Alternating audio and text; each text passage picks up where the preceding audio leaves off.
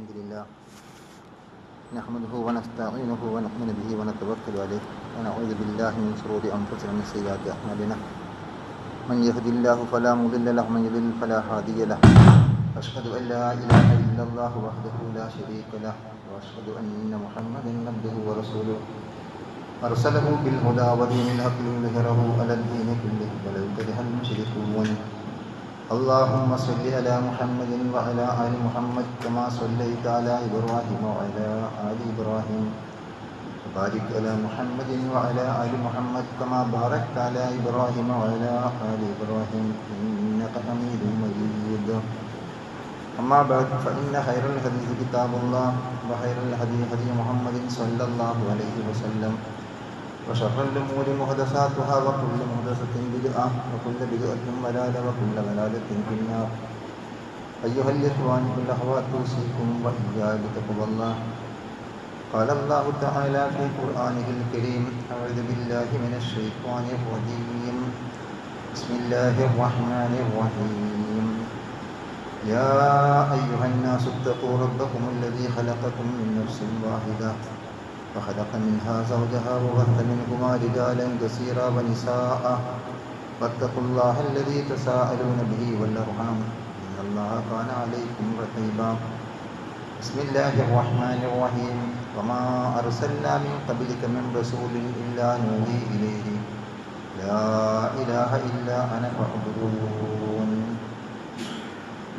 ബഹുമാന്യരായ സത്യവിശ്വാസികളായ സഹോദരങ്ങളെ, സർവശക്തനായ അള്ളാഹുവിൻ്റെ വിധിവിലക്കനുസരിച്ച് അങ്ങേയറ്റം തെക്കോടെ ജീവിക്കുവാൻ ആദ്യമായി എന്നെയും നിങ്ങളെയും വസിയത്ത് ചെയ്യും.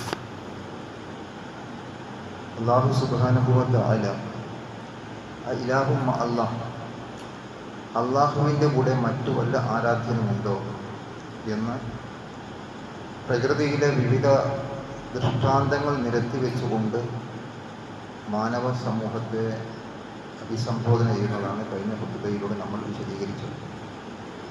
സൃഷ്ടാവായ അള്ളാഹുവിൻ്റെ സൃഷ്ടികർത്തൃത്വത്തിലുള്ള ഏകത്വം നമ്മൾ അംഗീകരിക്കുന്നതോടൊപ്പം ആരാധനാപരമായ ഏകത്വവും അവന് വകവെച്ചു കൊടുക്കേണ്ടതുണ്ട് എന്നാണ് നമുക്ക് ബോധ്യപ്പെട്ടിട്ടുള്ളത്. അതുകൊണ്ട് തന്നെ ലോകത്ത് മാനവ സംസ്കാരം പടുത്തുയർത്തപ്പെട്ട മുഴുവൻ സ്ഥലങ്ങളിലും പ്രവാചകന്മാർ നിയോഗിക്കപ്പെട്ടിട്ടുണ്ട് എന്നാണ് ഇസ്ലാം പഠിപ്പിക്കുന്നത്. എവിടെയെല്ലാം മനുഷ്യവാസം ഉണ്ടായിരുന്നുവോ അവിടെയൊക്കെ അള്ളാഹുവിൻ്റെ സന്ദേശവുമായി അള്ളാഹുവിൻ്റെ ദൂതന്മാർ, നബിമാർ, പ്രവാചകന്മാർ കടന്നു വന്നിരുന്നു എന്നാണ് നമുക്ക് മനസ്സിലാക്കാൻ സാധിക്കുന്നത്. പക്ഷെ ആ പ്രവാചകന്മാരൊക്കെയും അടിസ്ഥാനപരമായി പ്രധാനമായും പ്രഥമമായും ജനങ്ങളെ പഠിപ്പിച്ചിരുന്ന കാര്യം ഒരു സൃഷ്ടാവുണ്ട് എന്ന് പറയുന്നതിലുപരി ആ സൃഷ്ടാവിനെ മാത്രമേ ആരാധിക്കാൻ പാടുള്ളൂ എന്ന യാഥാർത്ഥ്യമായിരുന്നു എന്നാണ് നമുക്ക് ബോധ്യപ്പെടുന്നത്. അള്ളാഹു പറഞ്ഞു, വമാ അർസൽനാ മിൻ ഖബ്ലിക മിൻ റസൂൽ, നിനക്ക് മുമ്പ് ഒരൊറ്റ പ്രവാചകനെയും നാം നിയോഗിച്ചിട്ടില്ല. ഇല്ലാ നൂഹി ഇലൈഹി, അവർക്ക് നാം വഹി നൽകിയിട്ടല്ലാതെ. ലാ ഇലാഹ ഇല്ല അന ഫഅ്ബുദൂൻ, ഞാനല്ലാതെ മറ്റൊരാരാധ്യനില്ല, അതുകൊണ്ട് എന്നെ മാത്രം നിങ്ങൾ ആരാധിക്കുക എന്ന സന്ദേശം നൽകപ്പെടാതെ നിനക്ക് മുമ്പ് ഒരു പ്രവാചകനും നിയോഗിക്കപ്പെട്ടിട്ടില്ല എന്ന് റസൂലുള്ളാഹി സ്വല്ലല്ലാഹു അലൈഹി വസല്ലമയോട് പറയുന്ന രൂപത്തിൽ അള്ളാഹു നമ്മെ ബോധ്യപ്പെടുത്തുകയാണ്.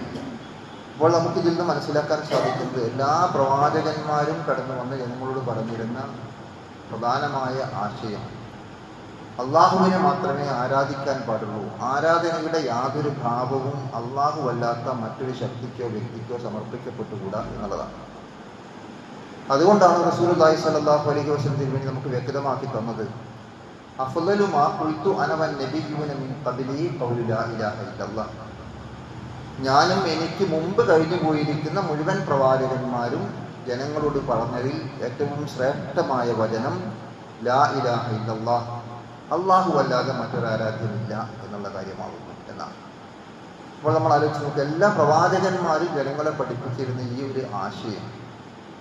ഈ ഒരു ആശയത്തിൽ നിന്ന് ജനങ്ങൾ അകന്നു പോകുമ്പോൾ അവരെ ഈ തത്വത്തിലേക്ക് തിരിച്ചു വിളിക്കുന്ന ഡ്യൂട്ടിയാണ് പ്രവാചകന്മാർ നിർവഹിച്ചിരുന്നത് എന്നും നമുക്ക് മനസ്സിലാക്കാൻ സാധിക്കുന്ന കാര്യമാണ്.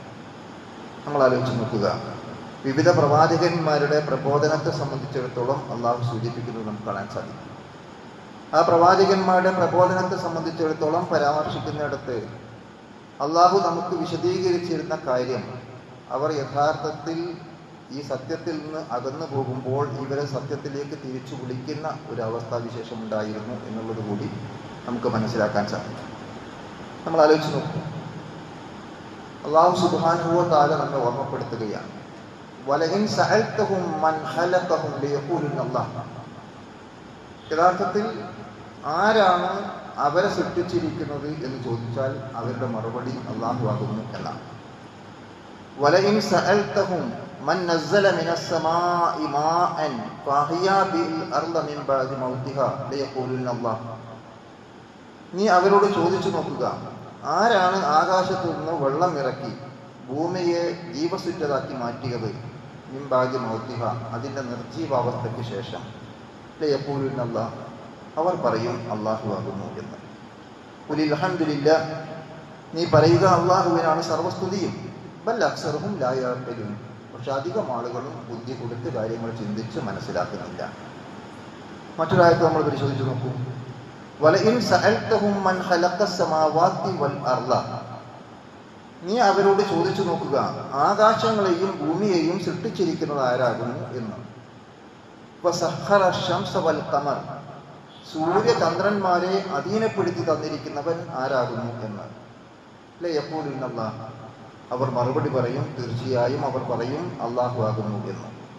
ഫഅന്നാ യുഫകൂൻ, പിന്നെ അവരെങ്ങനെയാണ് തെറ്റിക്കപ്പെടുന്നത് എന്നാണ് അള്ളാഹു ചോദിക്കുന്നത്. അപ്പോൾ നമുക്കിവിടെയൊക്കെ കാണാൻ സാധിക്കുന്ന കാര്യം എന്താണ്? യഥാർത്ഥത്തിൽ മൊത്തത്തിൽ ലോകത്തുള്ള മുഴുവൻ മതവിശ്വാസികളും സ്രഷ്ടാവായ അള്ളാഹുവിനെ അംഗീകരിച്ചിരുന്നു എന്നുള്ളതാണ്. മക്കായിലെ മുശ്രിക്കുകളോട് ചോദിക്കുക എന്നതാണ് യഥാർത്ഥത്തിൽ വലയിൻ സഅൽതഹും, നീ അവരോട് ചോദിച്ചു നോക്കുക എന്ന് നബി സല്ലല്ലാഹു അലൈഹി വസല്ലമയോട് പറയുമ്പോൾ നമുക്ക് മനസ്സിലാക്കാൻ സാധിക്കുന്നു. അപ്പോൾ അവരോട് ചോദിച്ചു നോക്കിയാൽ അവരുടെ മറുപടി എന്താകുന്നു എന്ന് അള്ളാഹു നമുക്ക് അവിടെ വിശദീകരിച്ചിരുന്നത്, വലഇൻ സഅൽതഹും, നീ അവരോട് ചോദിച്ചു നോക്കുക, ആരാണ് അവരെ സൃഷ്ടിച്ചത്? അവർ പറയും അള്ളാഹു ആകുന്നു. ആരാണ് മഴ വർഷിപ്പിക്കുന്നത്? അവർ പറയും അള്ളാഹു ആകുന്നു. ആരാണ് നിർജീവമായ ഭൂമിയെ ജീവസുറ്റമാക്കി മാറ്റുന്നത്? അവർ പറയും അള്ളാഹു ആകുന്നു എന്ന്. ആകാശങ്ങളെയും ഭൂമിയെയും സൃഷ്ടിച്ച് സംവിധാനിക്കുകയും സൂര്യചന്ദ്രന്മാരെ അധീനപ്പെടുത്തി തരികയും ചെയ്തിരിക്കുന്നത് ആരാകുന്നു എന്ന് അവരോട് ചോദിച്ചു നോക്കുക. അവരതിന് ഉത്തരം പറയും അള്ളാഹു ആകുന്നു എന്ന്. പക്ഷേ അവർ ഈ തത്വം അംഗീകരിച്ചുകൊണ്ട് തന്നെ അള്ളാഹു അല്ലാത്ത ഒട്ടനവധി ശക്തികളെയും വ്യക്തികളെയും വിളിച്ച് പ്രാർത്ഥിക്കുകയും അവർക്ക് നേർച്ചകളും വഴിപാടുകളും അർപ്പിക്കുകയും അവരെ പൂജിക്കുകയും അവയുടെ മുമ്പിൽ സാഷ്ടാംഗം പ്രണമിക്കുകയും മറ്റ് ആരാധനാ കർമ്മങ്ങൾ മറ്റു പല ശക്തികൾക്കും സമർപ്പിക്കുകയും ചെയ്യുന്നു. ഇതാണ് വിശ്വാസികൾക്കിടയിൽ സംഭവിക്കുന്ന ഏറ്റവും വലിയ അബദ്ധം. അവിടെയാണ് നമ്മൾ മനസ്സിലാക്കേണ്ടത്, സൃഷ്ടാവ് അള്ളാഹു ആകുന്നു എന്ന് അംഗീകരിച്ചുകൊണ്ട് തന്നെ അള്ളാഹു അല്ലാത്തവരെ വിളിച്ച് പ്രാർത്ഥിക്കുന്ന, അവരെ ആരാധിക്കുന്ന, അവർക്ക് നേർച്ചകൾ അർപ്പിക്കുന്ന, അവർക്ക് വഴിപാടുകൾ അർപ്പിക്കുന്ന ഒരു സ്ഥിതിവിശേഷം വിവിധ മതസമൂഹങ്ങളിൽ കഴിഞ്ഞുപോയ വിവിധ കാലഘട്ടങ്ങളിൽ ഉണ്ടായിരുന്നു എന്ന് നമുക്ക് ബോധ്യപ്പെടുകയാണ്. നമ്മൾ നൂഹ് നബി അലൈഹി ഇസ്ലാം തൻ്റെ പ്രബോധന പ്രവർത്തനങ്ങളുമായി കടന്നു വന്നു. നൂഹ് നബി അലൈഹി ഇസ്ലാം ആ പ്രബോധന പ്രവർത്തനങ്ങളുമായി കടന്നു വന്നപ്പോൾ അദ്ദേഹം പറഞ്ഞത് എന്താണ്? ഖുർആനിൽ വിശദീകരിക്കുന്നു, ലഖദ് അർസൽനാ നൂഹൻ ഇലാ ഖൗമിഹി. നൂഹ് അലൈഹി ഇസ്ലാമിനെ തൻ്റെ ജനതയിലേക്ക് നാം അയച്ചു. ഫഖാൽ, എന്നിട്ട് അദ്ദേഹം ജനങ്ങളോട് പറഞ്ഞു, യാ ഖൗമി ഉബ്ദുല്ലാഹ് മാ ലക്കും മിൻ ഇലാഹിൻ ഗൈറുഹു. ജനങ്ങളെ, നിങ്ങൾ അള്ളാഹുവിനെ മാത്രം ആരാധിക്കുക, അവനല്ലാതെ നിങ്ങൾക്കൊരു ആരാധ്യമില്ല. നമ്മൾ ആലോചിച്ച് നോക്കൂ, ആദം നബി അലൈഹി ഇസ്ലാമിന് ശേഷം ചരിത്രത്തിൽ രേഖപ്പെടുത്തപ്പെട്ട പ്രവാചകൻ നൂഹ് നബി അലൈഹി ഇസ്ലാമാണ്. അവിടെ ഇങ്ങോട്ടാണ് നമുക്ക് ചരിത്രം പ്രധാനമായും വായിക്കാൻ കഴിയുന്നു. ആ ചരിത്രത്തിന്റെ താളുകൾ നമ്മൾ പരിധി നോക്കിയാൽ നൂഹ് നബി അലൈഹി ഇസ്ലാം തന്റെ ജനതയിലേക്ക് കടന്നു വന്നുകൊണ്ട് ആ ജനങ്ങളോട് പറഞ്ഞിരുന്ന കാര്യം, യാ ഖൗമി ഉബ്ദുല്ലാഹ്, ജനങ്ങളെ, നിങ്ങൾ അള്ളാഹുവിനെ മാത്രം ആരാധിക്കണം, അവനല്ലാതെ നിങ്ങൾക്ക് ആരാധ്യനില്ല എന്നുള്ള സന്ദേശമായിരുന്നു എന്നാണ്. പക്ഷേ ആ നൂഹ് നബിയുടെ ജനത പറഞ്ഞിരുന്ന കാര്യം എന്താ? ഖുർആനിൽ അള്ളാഹു ധരിക്കുന്നു, വഖാലു, അവർ പറഞ്ഞു, ലാ തദറുന്ന ആലിഹതകും വലാ തദറുന്ന വദ്ദൻ വലാ സുവാഅൻ വലാ യഗൂസ വയഊഖ വനസ്റ. ജനങ്ങളെ, നിങ്ങൾ നിങ്ങളുടെ ആരാധ്യന്മാരെ ഒന്നും ഒഴിവാക്കാൻ പാടില്ല, ഉപേക്ഷിക്കരുത്. ആരാണ് അവരുടെ ആരാധ്യന്മാർ? വദ്, സുവാഅ്, യഊസ്, യഊഖ്, നസ്ർ തുടങ്ങിയിരിക്കുന്ന ആരാധ്യ വസ്തുക്കൾ. അവരാരായിരുന്നു എന്ന് മുഫസ്സിറുകൾ രേഖപ്പെടുത്തി നമ്മൾ പരിശോധിച്ചു നോക്കിയാൽ സച്ചരിതന്മാരായ സദ്വൃത്തന്മാരായ ജനങ്ങൾക്ക് ഉപകാരം ചെയ്തു കൊടുത്തിരുന്ന നല്ല മനുഷ്യന്മാരായിരുന്നു എന്നാണ്. നമ്മൾ ആലോചിച്ച് നോക്കും. നൂഹ് നബി അലൈഹി ഇസ്ലാമിന്റെ കാലഘട്ടത്തിൽ അല്ലെങ്കിൽ അതിന് തൊട്ട് മുമ്പൊക്കെ ജീവിച്ചിരുന്ന സാലിഹ്യങ്ങളായ നല്ല മനുഷ്യന്മാരായിരുന്ന വദ്, സുവാഅ്, യഊസ്, യഊഖ്, നസ്ർ തുടങ്ങിയവർ അവർ മരണപ്പെട്ടു പോയപ്പോൾ അവിടെ രൂപമുണ്ടാക്കി വെച്ചും പ്രതിമയുണ്ടാക്കി വെച്ചും അവരാരാധിക്കുന്നിടത്തിലേക്ക് ആ ജനത വഴുതി പോവുകയും നൂഹ് നബി അലൈഹി ഇസ്ലാം ആ ജനതയിലേക്ക് കടന്നു വന്നുകൊണ്ട് ജനങ്ങളെ, നിങ്ങൾ അല്ലാഹുവിനെ മാത്രം ആരാധിക്കണം, അവനൊന്നിനെയും പങ്കു ചേർക്കരുത് എന്ന് പറയുമ്പോൾ അവർ പ്രതികരിച്ചത്, ജനങ്ങളെ, നിങ്ങൾ ഈ വദ്ദിനെയും സുവായിനെയും യഊസിനെയും യഊഖിനെയും നസ്റിനെയും നമ്മുടെ ഈ ഇലാഹുകളെ ഒന്നും നിങ്ങൾ ഒഴിവാക്കരുത്, ഉപേക്ഷിക്കരുത് എന്നായിരുന്നു. അപ്പോൾ നമ്മൾ ആലോചിച്ചു നോക്കും, എന്താണ് ഇവിടെ സംഭവിച്ചത്? ഇവിടെയാണ് നമ്മൾ ചിന്തിക്കേണ്ടത് യഥാർത്ഥത്തിൽ നമ്മുടെ ബാധ്യത എത്ര വലുതാകുന്നു എന്ന്. തൗഹീദാണ് പ്രധാനം എന്ന് നമ്മൾ എന്തുകൊണ്ട് അടിക്കടി പറഞ്ഞുകൊണ്ടിരിക്കുന്നു എന്ന് നമ്മൾ മനസ്സിലാക്കേണ്ടതുണ്ട്. ഇവിടെ നൂഹ് നബിയുടെ മാത്രം ചരിത്രമല്ല, മറ്റു പ്രവാചകന്മാരുടെ ചരിത്രവും ഖുർആൻ ഉദ്ധരിച്ചത് കാണാം. ആദ് സമൂഹത്തിലേക്ക് ഹൂദ് നബി നിയോഗിക്കപ്പെട്ടു. അദ്ദേഹം പറഞ്ഞ എന്താണ്? ജനങ്ങളെ, നിങ്ങൾ അള്ളാഹുവിനെ മാത്രം ആരാധിക്കുക, അവനല്ലാതെ നിങ്ങൾക്കൊരു ആരാധനയില്ല. സമൂദ് ഗോത്രത്തിലേക്ക് സാലിഹ് നബി നിയോഗിക്കപ്പെട്ടു. വൈലാ സമൂദ് അഹാഹും സാലിഹൻ. അദ്ദേഹം പറഞ്ഞ എന്താണ്? വീണ്ടും അള്ളാഹു പറയുന്നു, മദിയനിലേക്ക് അവരുടെ സഹോദരൻ ശുഐബ് നബി അലൈഹി സ്വലാം പ്രവാചകനായി നിയോഗിക്കപ്പെട്ടു.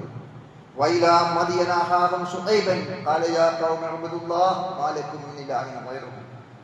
നോക്കൂ, നമ്മൾ നൂഹ് നബിയാവട്ടെ, ഹൂദ് നബിയാവട്ടെ, സ്വാലിഹ് നബിയാകട്ടെ, ശുഐബ് നബിയാകട്ടെ, മറ്റു പ്രവാചകന്മാരാകട്ടെ, അവരൊക്കെ ജനങ്ങളിലേക്ക് കടന്നു വന്ന് വീണ്ടും വീണ്ടും ആവർത്തിച്ച് പറഞ്ഞുകൊണ്ടിരുന്ന കാര്യം, യാ ഖൗമി അബ്ദുല്ലാഹ് മാലക്കും മിൻ ഇലാഹിൻ ഗൈറുഹു.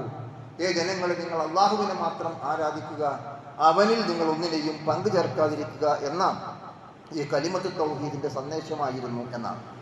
അതാണല്ലോ നേരത്തെ നമ്മൾ മനസ്സിലാക്കി, വമാ അർസൽനാ മിൻ ഖബലിക മിൻ റസൂലിൻ ഇല്ലാ നൂഹി ഇലൈഹി ലാ ഇലാഹ ഇല്ലാ അന ഫഅബ്ദൂൻ. നിനക്ക് മുമ്പ് നാം ഒരൊറ്റ പ്രവാചകനെയും നിയോഗിച്ചിട്ടില്ല, നിങ്ങൾ എന്നെ മാത്രം ആരാധിക്കണം, അവനിൽ ഒന്നിനെയും പങ്കു ചേർക്കരുത് എന്ന് വഹി നൽകപ്പെടാതെ. അതുകൊണ്ടാണ് പ്രവാചകൻ പറഞ്ഞത്, അഫ്ളലു മാ ഖുൽതു അന വന്നബിയ്യൂന മിൻ ഖബലി ഖൗലു ലാ ഇലാഹ ഇല്ലല്ലാഹ്. ഞാനും എനിക്ക് മുമ്പ് കഴിഞ്ഞു പോയിരിക്കുന്ന പ്രവാചകന്മാരും പറഞ്ഞതിൽ വെച്ച് ഏറ്റവും ശ്രേഷ്ഠമായ വചനം ലാ ഇലാഹ ഇല്ലല്ലാഹ്. അപ്പോൾ കഴിഞ്ഞ 2 ഖുതുബകളിലൂടെ നമ്മൾ വിശദീകരിച്ചിരിക്കുന്ന ശ്രേഷ്ഠാവായിരിക്കുന്ന അള്ളാഹു, അവൻ നമ്മെ സൃഷ്ടിച്ചു, നമ്മെ രൂപപ്പെടുത്തി, നമ്മെ വേണ്ട രൂപത്തിൽ സംവിധാനിച്ചു. ഈ ഭൂമിയെയും ഈ ലോകത്തെയും ഈ പ്രപഞ്ചത്തെയും ഗോളങ്ങളെയും നക്ഷത്രങ്ങളെയും നക്ഷത്ര സമൂഹങ്ങളെയും ഗാലക്സികളെയും എല്ലാം ക്രമപ്പെടുത്തി സംവിധാനിച്ചു വെച്ചിരിക്കുന്ന പടച്ച തമ്പുരാൻ, അവന്റെ ആ സൃഷ്ടിപ്പിനകത്ത് നമുക്കാർക്കും യാതൊരു പങ്കുമില്ലാത്തതുപോലെ വളരെ വ്യക്തമാണ് യഥാർത്ഥത്തിൽ ആരാധനാ കർമ്മങ്ങൾ അവന് മാത്രമേ സമർപ്പിക്കുവാൻ പാടുള്ളൂ, അവനിൽ ഒന്നിനെയും പങ്കു ചേർക്കാൻ പാടില്ല എന്നുള്ളത്. പക്ഷെ ആളുകൾ എന്ത് ചെയ്യുന്നു? അവനിൽ ഇലാഹുകളെ സ്വീകരിക്കുന്നു, ആരാധ്യന്മാരെ വെക്കുന്നു. ലാ യഖ്ലുഖൂന ശൈഅൻ വഹും യുഖ്ലഖൂൻ. അവർ ഒന്നിനെയും സൃഷ്ടിച്ചിട്ടില്ല എന്ന് മാത്രമല്ല, അവർ സൃഷ്ടിക്കപ്പെട്ടവരുമാണ്. അല്ലാതെ ലോകത്ത് മനുഷ്യർ വിളിച്ച് പ്രാർത്ഥിക്കുന്ന, ആരാധിക്കുന്ന, പൂജിക്കുന്ന, നേർച്ചകളും വഴിപാടുകളും അർപ്പിക്കുന്ന, ആരാധനയുടെ ഏതെങ്കിലും ഭാവം സമർപ്പിക്കുന്ന ഏതൊന്നിനെ നമ്മൾ പരിശോധിച്ചു നോക്കിയാലും അതെല്ലാം തന്നെ അള്ളാഹുവിന്റെ സൃഷ്ടിയാണ്. അവരാരും സൃഷ്ടാവല്ല, അള്ളാഹ് മാത്രമാണ് സൃഷ്ടാവ്. ഈ കാര്യം നമ്മെ ബോധ്യപ്പെടുത്തിക്കൊണ്ട് പറയുന്നു, വലാ യംലികൂന ലി അൻഫുസിഹിം ലർറൻ വലാ നഫ്അ. അവർ നിങ്ങൾക്ക് എന്തെങ്കിലും ഒരു ഉപദ്രവം വരുത്താൻ കഴിവുള്ളവരല്ല, അതുപോലെ തന്നെ നിങ്ങൾക്ക് എന്തെങ്കിലും ഒരു ഉപകാരം ചെയ്യാനും കഴിവുള്ളവരല്ല. നമ്മൾ ആലോചിച്ച് നോക്കൂ, എത്ര കൃത്യമായിട്ടാണ് അള്ളാഹു ഈ പഠിപ്പിക്കുന്നത്. എന്നിട്ട് അള്ളാഹു വിശദീകരിക്കുകയാണ്, വലാ യംലികൂന മൗതൻ വലാ ഹയാതൻ വലാ നുശൂറ. അവർ യഥാർത്ഥത്തിൽ മരണമാകട്ടെ, ജീവിതമാകട്ടെ, ഉയർത്തെഴുന്നേൽപ്പാകട്ടെ ഒന്നും തന്നെ അധീനമാക്കാൻ കഴിയുന്നവരുമല്ല എന്നാണ്. അപ്പോൾ വളരെ കൃത്യമായിട്ടാണ് അള്ളാഹു നമ്മെ പഠിപ്പിക്കുന്നത്. അള്ളാഹു അല്ലാതെ ഇവിടെ ആര് എന്തിനെ വിളിച്ച് പ്രാർത്ഥിച്ചാലും ആരാധിച്ചാലും, അത് ജീവിച്ചിരിക്കുന്ന മനുഷ്യ ദൈവങ്ങളോ മരിച്ച് മൺമറഞ്ഞു പോയ മഹാത്മാക്കളോ പുണ്യപുരുഷന്മാരോ മറ്റെന്തെങ്കിലും വസ്തുക്കളോ വസ്തുതകളോ ആയിരുന്നാലും ശരി, അതൊന്നും തന്നെ ഈ ലോകത്ത് ഒന്നിനെയും സൃഷ്ടിച്ചിട്ടില്ല എന്ന് മാത്രമല്ല, അവർ സൃഷ്ടികളാണ്. അവർ തന്നെ എപ്പോഴാണ് ഉയർത്തെഴുന്നേൽപ്പിക്കപ്പെടുക എന്ന് പോലും അവർക്ക് അറിഞ്ഞുകൂടാ എന്നൊക്കെ അള്ളാഹു വ്യക്തമാക്കുന്നതായി കാണാൻ സാധിക്കും. നോക്കൂ, നമ്മൾ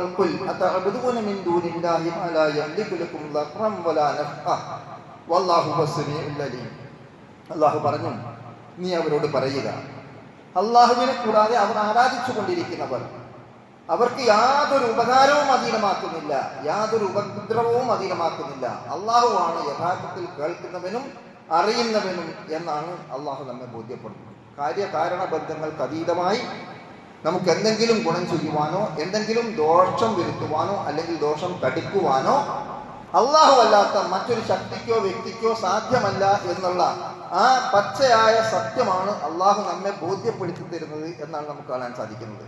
അതുകൊണ്ട് നമ്മൾ പരിശോധിക്കുവാനുള്ളത്, അങ്ങനെ അള്ളാഹു അല്ലാത്ത മറ്റൊന്നും നമുക്ക് ആരാധിക്കപ്പെടാൻ അർഹനല്ല എന്ന് പറയാനുള്ള കാരണം അവയൊന്നും സൃഷ്ടാവല്ല എന്നുള്ളതും നമുക്ക് ഗുണമോ ദോഷമോ ആ നിലക്ക് അധീനപ്പെടുത്തി തരാൻ കഴിയുന്നവയല്ല എന്നുള്ളതുമാണ്.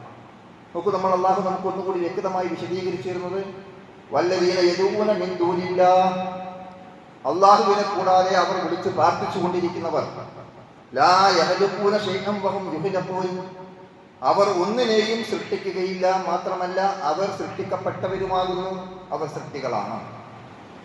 അംവാത്തുൻ ഗൈറു അഹ്യാ, അവർ യഥാർത്ഥത്തിൽ ജീവനില്ലാത്ത ജഡങ്ങളാകുന്നു. വമാ യശ്ഉറൂന അയ്യാന യുബ്അസൂൻ, അവരെപ്പോഴാണ് ഉയർത്തെഴുന്നേൽപ്പിക്കപ്പെടുക എന്ന് പോലും അവർക്ക് പോലും അറിഞ്ഞുകൂടാ. അവരെപ്പോഴാണ് ഉയർത്തെഴുന്നേൽപ്പിക്കപ്പെടുക എന്ന് അവർക്ക് പോലും അറിഞ്ഞുകൂടാത്ത മരിച്ചു മൺമറഞ്ഞു പോയ മഹാത്മാക്കൾ വിളിച്ച് പ്രാർത്ഥിക്കുവാൻ യാതൊരു ന്യായവുമില്ല എന്ന് അള്ളാഹു കൃത്യമായി നമ്മെ ബോധ്യപ്പെടുത്തുകയാണ്. അള്ളാഹുവിനെ കൂടാതെ അവർ വിളിച്ച് പ്രാർത്ഥിച്ചു കൊണ്ടിരിക്കുന്നവർ ഒന്നിനെയും സൃഷ്ടിക്കുന്നില്ല, മാത്രമല്ല അവർ സൃഷ്ടിക്കപ്പെട്ടവരുമാകുന്നു എന്ന് പറഞ്ഞുകൊണ്ടാണ് അള്ളാഹു ഇത് വിശദീകരിക്കുന്നത്. നമുക്ക് നമ്മൾ ഖുർആൻ ഒന്നുകൂടി നമുക്ക് വ്യക്തമായി വിശദീകരിച്ചിരുന്നത്, വലയിൻ സഅൽതഹും മൻ ഖലഖസ് സമാവാതി വൽ അർള ലയഖൂലുന്ന അല്ലാഹ്, ആകാശങ്ങളെയും ഭൂമിയെയും സൃഷ്ടിച്ചിരിക്കുന്നത് ആരാകുന്നു എന്ന് നീ അവരോട് ചോദിച്ചു നോക്കുക, അവരതിന് മറുപടി പറയും അള്ളാഹു തന്നെ എന്ന്. അവർക്ക് പറയാനുള്ള മറുപടി അള്ളാഹു ആകുന്നു, സൃഷ്ടാവ് വേറെ ഒന്നുണ്ട് എന്ന് അവർക്ക് അവകാശപ്പെടാനില്ല. പക്ഷേ എന്നിട്ടും അവർ പലതിനെയും വിളിച്ച് പ്രാർത്ഥിക്കുന്നു, ആരാധിക്കുന്നു. അങ്ങനെ അവർ വിളിച്ച് പ്രാർത്ഥിച്ചു കൊണ്ടിരിക്കുന്നവരെ കുറിച്ച് നീ ആലോചിച്ചു നോക്കിയിട്ടുണ്ടോ?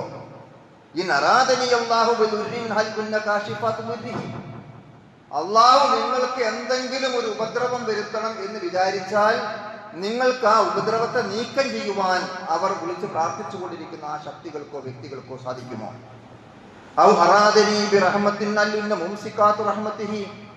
അള്ളാഹു നിങ്ങൾക്ക് വല്ല അനുഗ്രഹവും കാരുണ്യവും ചെയ്യണം എന്ന് തീരുമാനിച്ചാൽ, ഉദ്ദേശിച്ചാൽ, അതിനെ പിടിച്ചു വെക്കുവാൻ അള്ളാഹു അല്ലാത്ത ആ ശക്തികൾക്കോ വ്യക്തികൾക്കോ സാധിക്കുമോ? നീ പറയുക, ഹസ്ബി അല്ലാഹ്, എനിക്ക് അള്ളാഹു മതി.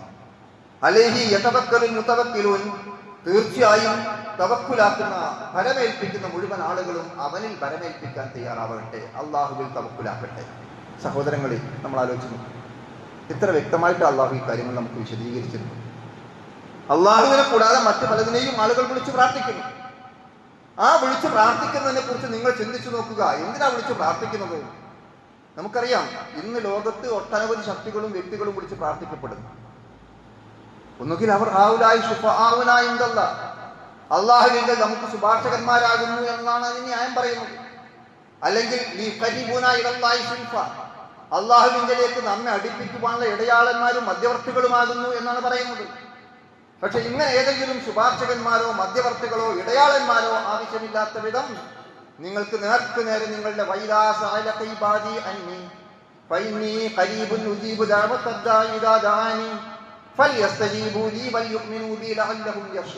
അള്ളാഹു പറഞ്ഞു, എന്റെ അടിമകൾ എന്നെ കുറിച്ച് ചോദിക്കുന്നു, ആരാണ് അല്ലാഹ്, എവിടെയാണ് അല്ലാഹ്? എന്താ മറുപടി പറയാനുള്ളത്? ഞാൻ അവരോട് ഏറെ സമീപസ്ഥനാകും, അവരുടെ തൊട്ടടുത്തുണ്ട്. അവരെന്നെ വിളിക്കാൻ തയ്യാറാകട്ടെ, അവരെന്നെ വിളിച്ച് പ്രാർത്ഥിക്കട്ടെ, ഞാൻ അവരുടെ വിളിക്ക് ഉത്തരം നൽകാം. അപ്പോൾ അങ്ങനെ നമ്മളോട് തൊട്ടടുത്ത് നിൽക്കുന്നു എന്ന് പറഞ്ഞുകൊണ്ട് അള്ളാഹു തന്നെ നമുക്ക് പരിചയപ്പെടുത്തി തന്നിരിക്കുന്ന അള്ളാഹുവിങ്കലേക്ക് അടുപ്പിക്കുവാൻ ഇടയാളന്മാരോ മധ്യവർത്തികളോ ആവശ്യമില്ലാത്ത വിധം, അവങ്കിൽ ശുപാർശ ചെയ്യുവാൻ ശുപാർശകന്മാർ ആവശ്യമില്ലാത്ത വിധം അള്ളാഹു നമ്മളോട് ഏറ്റവും അടുത്ത് നിൽക്കുന്നു എന്ന് പഠിപ്പിക്കുകയാണ് വിശുദ്ധ ഖുർആൻ ചെയ്യുന്നത്. അതുകൊണ്ട് സഹോദരങ്ങൾ, നമ്മൾ പരിശോധിക്കേണ്ടത് അങ്ങനെയുള്ള മറ്റു പലതിനെയും വിളിച്ച് പ്രാർത്ഥിക്കുകയും ആരാധിക്കുകയും ഒക്കെ ചെയ്യുമ്പോൾ നമ്മുടെ ആഗ്രഹം എന്താ? ഒന്നുകിൽ നമുക്ക് എന്തെങ്കിലും ഉപകാരം ഉണ്ടാകണം. കോടിക്കണക്കിന് രൂപ ചെലവഴിച്ച് നമ്മൾ ബിസിനസ് ആരംഭിക്കുന്നു. ആ ബിസിനസ്സിൽ ലാഭമുണ്ടാകുന്ന മനുഷ്യന്റെ മനസ്സിന്റെ തേട്ടമാണ്. നമ്മുടെ കഴിവിന്റെ പരമാവധി എല്ലാ ബിസിനസ് മാനേജ്മെന്റും പഠിച്ച് മനസ്സിലാക്കി അന്വേഷിച്ച് ആ രൂപത്തിൽ പണം മുടക്കി നമ്മൾ ബിസിനസ് ആരംഭിക്കുമ്പോൾ നമ്മുടെ മനസ്സിലൊരു തേട്ടമുണ്ട്. എന്താണ് ആ തേട്ടം? നമ്മൾ എന്തൊക്കെ എത്ര വ്യവസ്ഥാപിതമായി എത്ര പഠിച്ച് എത്ര ബിസിനസ്സിൽ നമ്മൾ എന്ത് PG എടുത്താലും അതിലപ്പുറം ഡിഗ്രി കരസ്ഥമാക്കിയാലും ശരി, ഇതിലെവിടെയോ ഒന്ന് ഒരു ആളുടെ തൗഫീഖ് ആവശ്യമുണ്ട്, ഒരു അനുഗ്രഹം ആവശ്യമുണ്ട്. അതെവിടെയാ? ആർക്കാണ് നമ്മെ ആ ബിസിനസ്സിൽ അനുഗ്രഹിക്കാൻ സാധിക്കുന്നത്? സർവശക്തനായ പടച്ചതമ്പുരാന് മാത്രമാണ്. അതുകൊണ്ട് നന്മ നമുക്ക് കേൾക്കുമെന്ന്, നമുക്ക് ഗുണമുണ്ടാകുമെന്ന് നമ്മൾ ആഗ്രഹിക്കേണ്ടതും ചോദിക്കേണ്ടതും എല്ലാം ആ പടച്ചതമ്പുരാനോടാണ്. അതിന് പകരം നമ്മൾ ആ ബിസിനസ് ആരംഭിക്കുമ്പോൾ മരിച്ച് മൺമറഞ്ഞു പോയ മഹാത്മാക്കളുടെ കബറിടങ്ങളിൽ വരെ ചെല്ലുന്ന അവസ്ഥ മുസ്ലിം സമൂഹത്തിൽ വരെ നമുക്ക് കാണാൻ സാധിക്കുന്നു എങ്കിൽ വിശ്വാസ രംഗത്ത് സംഭവിച്ചുകൊണ്ടിരിക്കുന്ന വൈകല്യം എത്ര അപകടകരമാകുന്നു എന്ന് നമ്മൾ ചിന്തിക്കേണ്ടതുണ്ട്. കോടിക്കണക്കിന് രൂപ ചെലവഴിച്ച് വീടുണ്ടാക്കി വീട്ടിൽ താമസിക്കുമ്പോൾ ആ താമസമാക്കുന്ന സന്ദർഭത്തിൽ നമ്മുടെ മനസ്സിലൊരു പ്രാർത്ഥനയുണ്ട്. എൻ്റെ വീട്ടിൽ എനിക്ക് സമാധാനപരമായി ഉറങ്ങാൻ കഴിയണമേ, ഇവിടെ അനുഗ്രഹം ഉണ്ടാകണമേ എന്ന് നമ്മൾ ആഗ്രഹിക്കുന്നു. അതിൽ നമ്മൾ മറ്റു പല മാർഗങ്ങളും സ്വീകരിക്കുന്നു. സർവശക്തനായ അള്ളാഹുവിനെ അല്ലാതെ മറ്റു പലതിനെയും നമ്മൾ സമീപിക്കുന്നു എങ്കിൽ വിശ്വാസ രംഗത്ത് നമുക്ക് വീഴ്ചകൾ സംഭവിച്ചിരിക്കുന്നു എന്ന് നമുക്ക് മനസ്സിലാക്കാൻ സാധിക്കും. തിരിച്ച് ഏതെങ്കിലും അപകടങ്ങൾ ഉണ്ടാകുന്നു, ദോഷങ്ങൾ ഉണ്ടാകുന്നു, പ്രയാസങ്ങൾ ഉണ്ടാകുന്നു, ബുദ്ധിമുട്ടുകൾ നമ്മൾ പ്രതീക്ഷിക്കുന്നു. മാറാ രോഗം പിടിപെട്ടു, ആ രോഗം സുഖപ്പെടണമേ എന്ന് ആ സുഖപ്പെടുത്താൻ വേണ്ട ഭൗതികമായ മാർഗങ്ങൾ സ്വീകരിക്കുകയും മെച്ചപ്പെട്ട ചികിത്സാ രീതികൾ സ്വീകരിക്കുകയും അതെല്ലാം നിർവഹിക്കുന്നതോടൊപ്പം നിരന്തരമായി നമ്മൾ അള്ളാഹുവിനോട് പ്രാർത്ഥിച്ചുകൊണ്ടിരിക്കണം. അതിന് പകരം നമുക്ക് കാര്യകാരണ ബന്ധങ്ങൾക്ക് അതീതമായ ആ രോഗം മാറ്റാൻ സർവശക്തനായ അള്ളാഹു അല്ലാതെ ഈ ലോകത്ത് മനുഷ്യരോ ജിന്നുകളോ മറ്റ് ദൈവികളോ മലക്കുകൾ തന്നെ ആയിരുന്നാലും പ്രവാചകന്മാരായാൽ പോലും ആർക്കും സാധ്യമല്ല എന്ന അടിയുറച്ച അചഞ്ചലമായ വിശ്വാസമാണ് ഇസ്ലാം പഠിപ്പിക്കുന്നത്. അതുകൊണ്ടാണ് പറഞ്ഞത്, നിങ്ങൾക്ക് ഉപദ്രവം വരുത്തുവാനോ ഉപദ്രവം തടുക്കുവാനോ അള്ളാഹു അല്ലാത്തവർക്ക് സാധ്യമല്ല. ഈ കാര്യമാണ് പറയുന്നത്. നമ്മളൊരു അപകടം, നാം സഞ്ചരിച്ചു കൊണ്ടിരിക്കുന്ന വിമാനം നിയന്ത്രണം വിട്ടു, ഇനി എന്താണ് സംഭവിക്കുക? ഉറപ്പാണ്, ആ വിമാനത്തിലുള്ള ഒന്നടങ്കം കത്തി നശിച്ചു പോകും. ആ നിർണായകമായ ഘട്ടത്തിൽ രക്ഷപ്പെടുത്തണേ എന്ന് നമുക്ക് പറയാൻ സാധിക്കുന്നത് ആരോടാണ്? ജീവിച്ചിരിക്കുന്നവരോ മരിച്ചുപോയവരോ ആയിരിക്കുന്ന ഏതെങ്കിലും മഹാത്മാക്കളോടല്ല, മറിച്ച് സർവശക്തനായ പടച്ചതമ്പുരാനോട് മാത്രമാണ്. അതുകൊണ്ട് നമുക്ക് ആ ഉപദ്രവം നീക്കിത്തീരാൻ നമ്മൾ മനസ്സിലാക്കാത്ത മാർഗത്തിലൂടെ അത്ഭുതകരമായി നമ്മെ രക്ഷപ്പെടുത്താൻ സാധിക്കുന്നവൻ ആ സർവശക്തനായ പടച്ചതമ്പുരാൻ മാത്രമാണ് എന്ന അചഞ്ചലമായ ബോധമാണ് നമുക്കുണ്ടാകുന്നത്.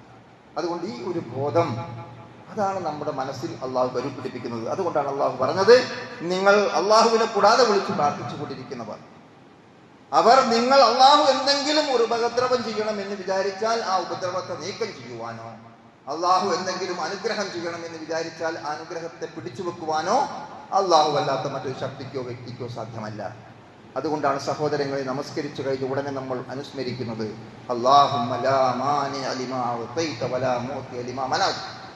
അള്ളാഹുവേ, നീ തടഞ്ഞത് തരാൻ ആരുമില്ല, നീ തരുന്നത് തടയാനും ആരുമില്ല. പക്ഷേ പള്ളിമുറ്റത്തിറങ്ങി ഖബർസ്ഥാനിലേക്ക് ചെല്ലുമ്പോൾ മരിച്ച് മൺമറഞ്ഞു പോയ മഹാത്മാക്കൾ വിളിച്ച് പ്രാർത്ഥിക്കുന്ന, അവിടെ നേർച്ചകളും വഴിപാടുകളും അർപ്പിക്കുന്ന ഒരു അവസ്ഥയിലേക്ക് നമസ്കാര ശേഷം പള്ളിയിൽ വെച്ച് നമ്മൾ എടുത്തിരിക്കുന്ന പ്രതിജ്ഞ നമ്മൾ മറന്നു പോകുന്നുണ്ടോ എന്ന് പ്രിയപ്പെട്ടവരെ സ്നേഹപൂർവ്വം നമ്മൾ ആലോചിക്കേണ്ടതുണ്ട്. അള്ളാഹു യഥാർത്ഥ വിശ്വാസം ഉൾക്കൊണ്ട് ജീവിക്കുന്ന യഥാർത്ഥ മുത്തത്വങ്ങളിൽ നമ്മെല്ലാം ഉൾപ്പെടുത്തി അനുഗ്രഹിക്കുമാറാകട്ടെ.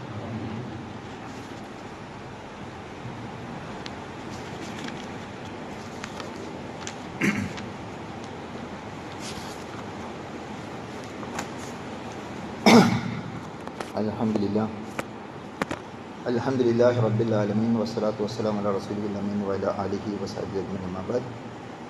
അയ്യുഹൽ ഇഖ്വാൻ വൽ അഖ്വാത്ത് ഉസീകും വഇയ്യാ ബിത്തഖ്വല്ലാഹ്. ഖാലല്ലാഹു തആല ഫീ ഖുർആനിൽ കരീം അഊദു ബില്ലാഹി മിനശ് ശൈത്താനിർ റജീം. ബിസ്മില്ലാഹിർ റഹ്മാനിർ റഹീം. യാ അയ്യുഹല്ലദീന ആമനൂ തഖുല്ലാഹ ഹഖ്ക തുഖാതി വലാ തമൂതുന്ന ഇല്ലാ വഅൻതും മുസ്ലിമൂൻ. ബഹുമാന്യരായ സഹോദരങ്ങളെ, സർവശക്തനായ അള്ളാഹുവിൻ്റെ വിധിവിലക്കൽ അനുസരിച്ച് അങ്ങേറ്റം തെക്കോടെ ജീവിക്കുവാൻ ഒന്നുകൂടി എന്നെയും നിങ്ങളെയും വസിച്ചു. അപ്പോൾ നമ്മൾ മനസ്സിലാക്കേണ്ട സുപ്രധാനമായ കാര്യം, സൃഷ്ടാവായ അള്ളാഹു മാത്രമാണ് ആരാധ്യൻ. അതുകൊണ്ട് ആരാധനയുടെ മുഴുവൻ ഭാവങ്ങളും അവന് മാത്രമേ സമർപ്പിക്കാൻ പാടുള്ളൂ. അത് ഏറ്റവും പ്രധാനപ്പെട്ട പ്രാർത്ഥന പോലും അദ്ദുആഉ ഹുവൽ ഇബാദ. പ്രാർത്ഥന അതാണ് ആരാധന. അദ്ദുആഉ മുഖൽ ഇബാദ.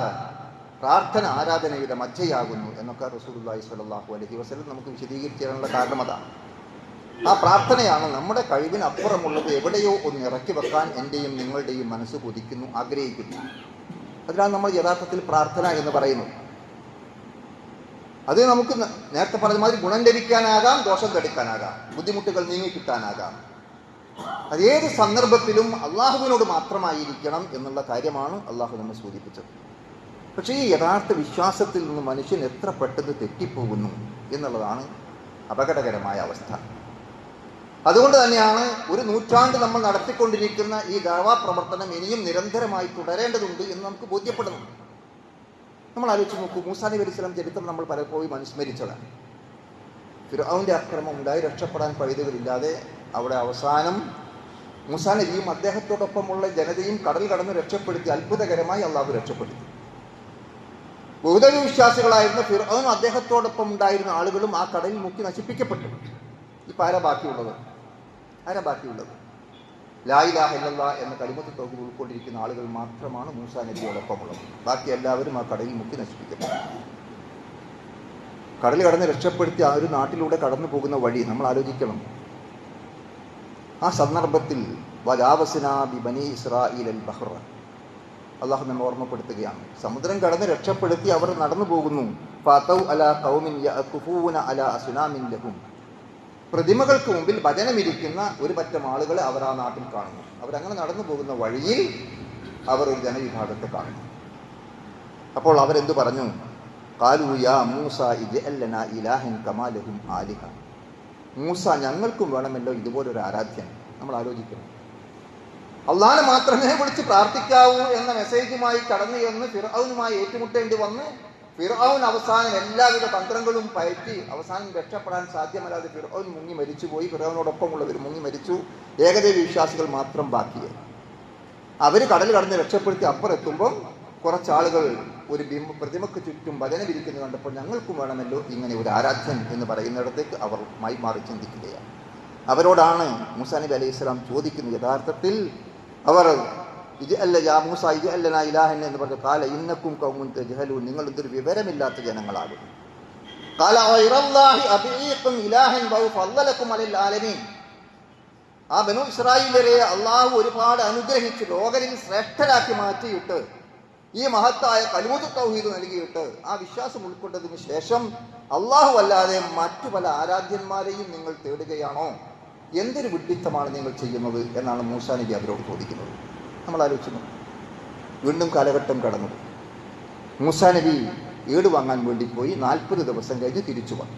നമ്മൾ മനസ്സിലാക്കണം, ഓൺലി 40 days. ആ 40 ദിവസം കഴിഞ്ഞ് തിരിച്ചു വന്നു നോക്കിയപ്പോൾ അവിടെ ഉണ്ടായിരുന്ന ജനങ്ങൾ, സാമിരി എന്ന മനുഷ്യൻ അവരുടെ ആഭരണം വാങ്ങി ഉരുക്കി ഒരു പശുക്കുട്ടിയുടെ രൂപമുണ്ടാക്കി ആ പശുക്കുട്ടി അതിന് മുദ്രയിടുന്ന ശബ്ദം പുറപ്പെടുവിച്ചപ്പോൾ അതിൻ്റെ പിന്നാലെ പോയി. മൂസാ നബി ഈട് വാങ്ങാൻ പോയപ്പോൾ സഹോദരൻ ഹാറൂൻ അലൈഹിസ്സലാം എന്ന മഹാനായ പ്രവാചകൻ ആ ജനസമൂഹത്തോടൊപ്പമുണ്ട്. നമ്മൾ എന്ത് മനസ്സിലാക്കണം?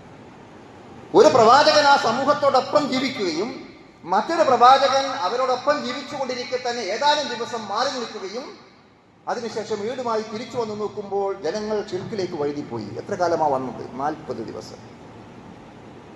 അപ്പോൾ നമ്മൾ എത്രയും പെട്ടെന്ന് വഴിമാറിപ്പോകാൻ സാധ്യതയുള്ള കാര്യമാണ് ലാ ഇലാഹ ഇല്ലല്ലാഹ് എന്ന കലിമത്ത് തൗഹീദ്. ഇത് നമ്മൾ തിരിച്ചറിയണം.